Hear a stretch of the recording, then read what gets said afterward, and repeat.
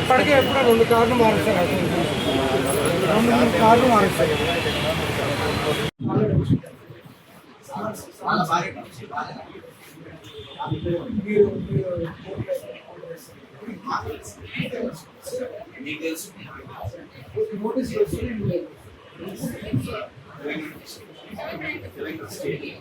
Telangana state Andhra Pradesh Telangana police station notice చేసే AP DGP నుంచి Telangana DGP memo వచ్చి ఆ మెమో వచ్చిన తర్వాత కన్సర్న్ పిఎస్కి ఫార్వర్డ్ అయినాక ఇంకా పోలీసులు కమ్యూనికేట్ చేసే అదే కదా ఫస్ట్ క్లాస్ మేజిస్ట్రేట్ బుబ్బులు ఇచ్చింది వారికి ఎగ్జిక్యూటివ్ రికాల్ వేయించుకోవచ్చు. నోటీసులు ఏమైనా వచ్చినాయండి సార్? ఒకసారి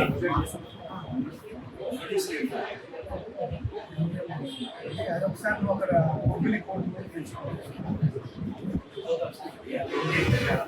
మీరు వచ్చిన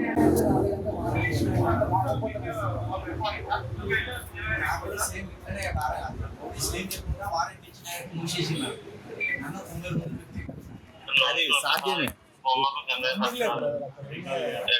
ఏదైనా సాధ్యమే. కాకపోతే సార్ మనం ఒకటి మాట్లాడుకోవాలంటే ప్రొసీజర్ ఫాలో అవుతాం.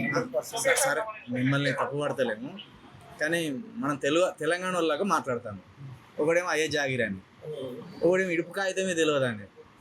మొన్నటికి మొన్న వాడేమో మీ వాళ్ళు తెలంగాణ వాళ్ళు ఆంధ్ర ఆస్తులు అమ్మితే కొనేంత దమ్మున్నది రాను. ఇవాళ చూసే వరకు వచ్చి వాళ్ళ ఇంటి మీద దాడి చేశారు. మీరు తరిమి కొడితే ఎట్లా బాగుండు కదా సార్? మీరు తరిమి కొడితే వాళ్ళని బెంగాల్ దీది సిబిఐ వస్తేనే ఈడీ వస్తేనే తరిమేసింది బెంగాల్లోకి వెళ్ళి. కొంచెం మీరు వచ్చినప్పుడు పాపం ఇప్పుడు ఆడబిడ్డ కామెంట్స్ పెట్టేదానికి వీడియో దానికి జర్నలిస్ట్లని మనం కూడా అంత ఈజీ హ్యాండిల్ చేయకూడదు సార్ జర్నలిస్ట్. అంటే కోర్టు వారంటీ కాబట్టి సార్ అంటే ఇది ఓకే సార్. ఇది దీన్ని తప్పు పడతలేము, మిమ్మల్ని అంటలేము. కానీ ఆంధ్ర పోలీసు వాళ్ళు పదే పదే వీళ్ళ ఇంటి మీద ఇది 3వ సారి వచ్చినప్పుడు మన వాళ్ళు ఎందుకు సహకరిస్తాను అసలు? ఒకసారి మా సార్ దృష్టిలో పెట్టి అది అంటే సహకరించడం అనేది కోర్టు ఆర్డర్ తెచ్చుకోరు కాబట్టి ఓకే. ఇప్పుడు మనం కూడా అన్న వాళ్ళ మీద అట్లంటే ఇప్పుడు మనం కూడా పవన్ కళ్యాణ్ మనం ఏదో మాట్లాడండి, మేము కంప్లైంట్ ఇస్తాం. మరి మన గుంజుకొస్తారా వాడిని గుంజుకొస్తారా? లేకపోతే ఇప్పుడు ఇవాళ ఓడు ఈ ఇక్కడ ఉన్న ఆంధ్రోళ్ళు వాళ్ళ ఆస్తులు అమ్మిపోతే తెలంగాణలో కొనే దమ్మున్నదా అని కూడా అన్నాడు జబర్దస్త్ ఆర్టిస్ట్ గారు. వాని మీద ఇదే కేసు పెట్టి ఇస్తాం, ఇదే హైదరాబాద్ లో కూర్చొని అన్నాడు వాడు. ఇస్తే వాడిని గుంజుకొస్తారా?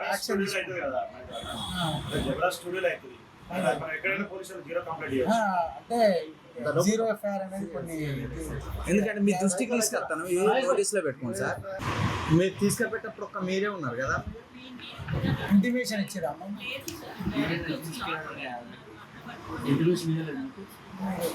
మాకు ఇచ్చారు. నీకు ఇచ్చారా? ట్రాన్స్ఫర్ తీసుకున్నాం మరి జడ్జి దగ్గర పోలీసు వాళ్ళు మళ్ళీ జడ్జి దగ్గర పోయి ట్రాన్స్ఫర్ తీసుకోలేదు ఇక్కడ నుంచి. అన్వైలబుల్ వారంటీ అమ్మా. మీకు ఇంటిమేషన్ ఇచ్చిన తర్వాత ఇక్కడ ట్రాన్స్ఫర్ చేసి లోకల్ కోర్టులో ఏం ప్రొడ్యూస్ చేయలేదు. 24 hours లోపల ప్రొడ్యూస్ చేస్తారు. మా దగ్గర తీసుకోపోయిండు, దాంట్లో తీసుకుపోతారు. ఫస్ట్ అరెస్ట్ కాదు కదా, ఆల్రెడీ ఉన్న కేసులోనే వారెంట్ వస్తుంది. వారెంట్ ఇష్యూ చేసింది. రేపు పొద్దున ఆయనకి ఏమన్నా అయితే దారిలో బాధ్యులు వారెంట్ మరి ఒకసారి ఎవరెవరు వచ్చి మనం తెలుసుకొని. మీరు అన్నది కూడా పాయింటే. నాన్ బెయిలబుల్ అయినప్పటికీ జడ్జి గారి దగ్గర తీసుకొని ప్రొడ్యూస్ అయితే చేయాలి కదా, ఇక్కడ వైద్య పరీక్షలు నిర్వహించాలి కదా, అన్ని నిర్వహించిన. అదే మీరు పోయి అక్కడ పోయి మీరు మేజిస్ట్రేట్ దగ్గర పోయి ప్రొసీజర్ ఫాలో అయ్యారు. ఏ మేజిస్ట్రేట్ దగ్గరికి పోవాలన్నా? ఏ మేజిస్ట్రేట్ దగ్గరికి పోవాలి? నాంపల్లి మేజిస్ట్రేట్ దగ్గరికి పోవాలా? ఎక్కడికి పోవాలి? ఇది ఎందుకు అన్న, మీరు మావారై ఉండి మన వాళ్ళ గొంతులు పోయడం అవుతాను. ఒక్క దెబ్బ మీ లాంటి వాళ్ళ మీద పెడితే దెబ్బకు వాళ్ళు ఇంకోసారి వస్తారా? తెలంగాణ ప్రజలందరికీ నమస్కారం. తెలంగాణలో తెలంగాణ పాలకుల కంటే కూడా ఆంధ్ర పాలకుల అధికార దర్పం నడుస్తున్నట్టు కూడా ఈరోజు స్పష్టంగా అర్థమైంది. తెలంగాణకు చెందిన కె వెంకటరామరెడ్డి అనే జర్నలిస్టు గత 6 నెలల క్రితం రెడ్ బుక్ అన్నాడు. ఆ రెడ్ బుక్ అనే దాన్ని ఎర్రి బుక్ అన్నాడు. ఆ ఎర్రి బుక్ ను వాళ్ళ భాషలో అన్వయించుకొని ఒక బూతు పదంగా క్రియేట్ చేసి దాని మీద ఒక దుర్మార్గమైన కేసు అల్లి అప్పుడు తనకు నోటీసులు ఇస్తామనే పేరుతోటి ఆయనను ఆంధ్ర దాకా పిలిచి ఆంధ్రాలో 3rd డిగ్రీ కూడా మా తెలంగాణ జర్నలిస్ట్ మీద ప్రయోగించిండు, ఆయనను హింసించిండు. ఆ తర్వాత కూడా మళ్ళీ ఆయన ఇంటి మీద పడి ఇక్కడ తన భార్య ఉన్నారు, తన భార్య మీద తన ఇంటి మీద పడి ఇష్టానుసారంగా హింసించే కార్యక్రమం కూడా జరుగుతుంది. అయితే ఈ కార్యక్రమం అంతా కూడా తెలంగాణ ప్రభుత్వం ఆధ్వర్యంలోనే జరుగుతున్నట్టు మేము భావిస్తున్నాం.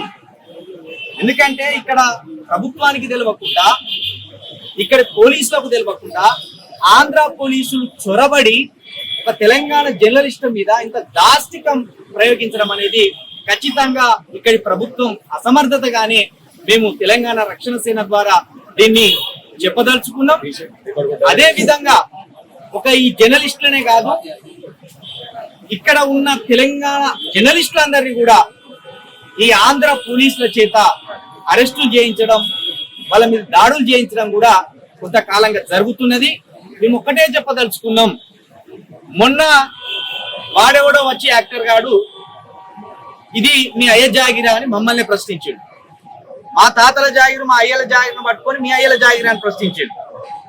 ఆ మాట మర్చిపోకముందే మళ్ళీ ఒకడు ఉండి ఇడుపు కాగితం అనే పేరు మాకు తెలియదు, దీన్ని డబ్బింగ్ చేస్తారా అని మమ్మల్ని ఎక్కిరించే పని చేసాడు. అది మర్చిపోకముందే నిన్న ఒకడు వచ్చి వాడేమంటాడంటే తెలంగాణలో ఉన్న ఆంధ్ర నటులు ఆంధ్ర వ్యాపారుల ఆస్తులు కొనే దమ్ము తెలంగాణలో ఎవరికైనా ఉన్నదా అని వాడు మాట జారుతాడు. దాన్ని డైజెస్ట్ చేసుకునే లోపే ఈ రోజు మా తెలంగాణ జర్నలిస్టు కె వెంకటరామరెడ్డి మీద ఒక దాష్టికం.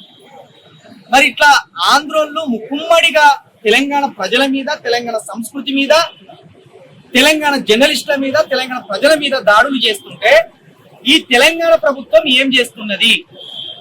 దీన్ని తెలంగాణ రక్షణ సేనగా మేము ఖండిస్తున్నాం. ఈ రోజు ఇక్కడి నుంచి దౌర్జన్యంగా, దుర్మార్గంగా వాళ్ళ భార్య అడ్డం పడి ఏడుస్తున్నా, ఓసపడుతున్నా గుంజుకపోయిన్లు పోలీసులు. దీనికి తెలంగాణ పోలీసులు అద్భుతంగా సహకరించారు.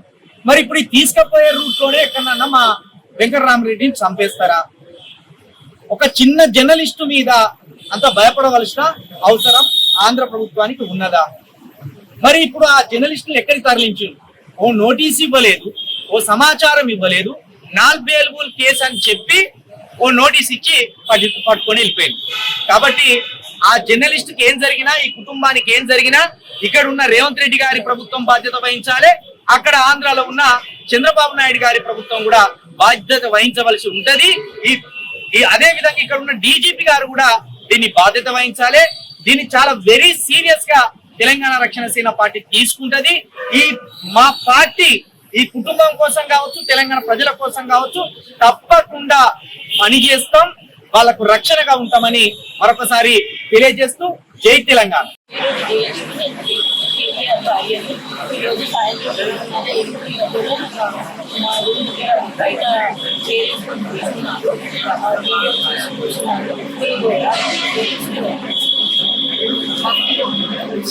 పట్టుకొని లాక్ పెడుతున్నారు. దాంట్లో నుంచి లాక్ పెడుతుంది చూసి అడ్డుపడితే నన్ను నేను ఫీమేల్స్ ఎవరు లేదు, లేడీ కానిస్టేబుల్స్ ఎవరు లేదా, ముగ్గురు మగవాళ్ళే నన్ను చూసేస్తున్నారు. ఇద్దరు వదలలేకపోతే అలాగే తనతో పాటు కిందకి వెళ్ళిపోయాను. కార్ డోర్ ఇవ్వకుండా అడ్డుపడ్డాను. నా పిల్లలు ఎంత ఏడుస్తున్నా వదిలేదు. లోకల్ పోలీసులు లేరు, లోకల్ పోలీసులు వస్తేనే పంపిస్తామని అప్పుడు లోకల్ పోలీసులకు కాల్ చేశారు. వాళ్ళు వచ్చిన తర్వాత జస్ట్ ఇక్కడికి వచ్చి లోపల మాట్లాడించిన తర్వాతే పంపిస్తామని చెప్పారు. కానీ ఇక్కడికి వచ్చిన తర్వాత ఏం చేశారు, టేక్ దిగగానే నన్ను ఇద్దరు లేడీ కానిస్టేబుల్ పడుతుంది అక్కడ వేరే లేకుండా తీసుకెళ్ళిపోయారు. ఆ పిల్లలు ఇక్కడ రోడ్డు మీద వదిలేదు.